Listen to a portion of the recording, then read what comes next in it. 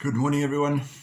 Well, there's good news today. You remember that yesterday we were looking at the book of Samuel, and Hannah was praying that she could fall pregnant. Well, she fell pregnant, and she gave birth to a little boy called Samuel. Now, that should be ringing some bells for us in terms of our biblical history. We'll talk a little bit more about Samuel as we go along. But I'd like to have a look at the gospel of today.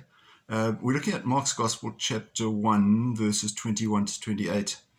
And we see that Jesus taught with authority. The people recognized that Jesus taught with authority, not like the other scribes who simply got up and spoke from the book.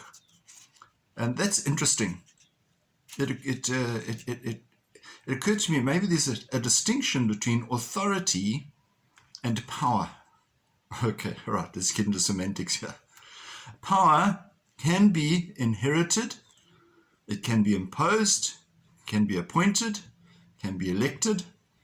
So people who have power can actually exercise it over another person. But authority needs to be earned. You say, what? I mean, what about the police have authority and employers have authority and so forth?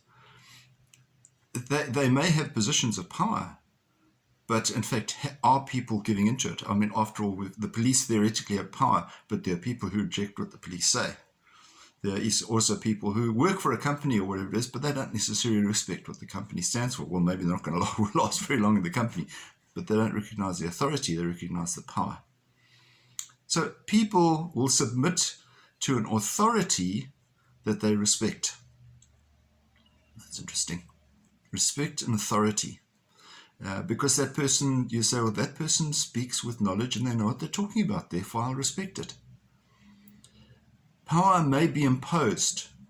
It may be imposed and enforced on us, but it's not always respected.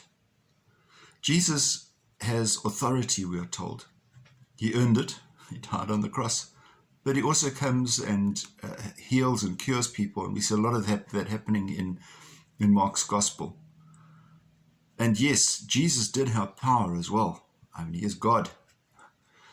But he was respected for the way in which he exercised that power.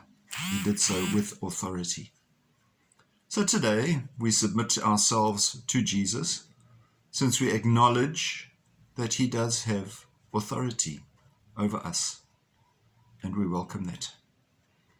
May God bless you and God keep you safe, and we'll see you again. God bless. Bye-bye.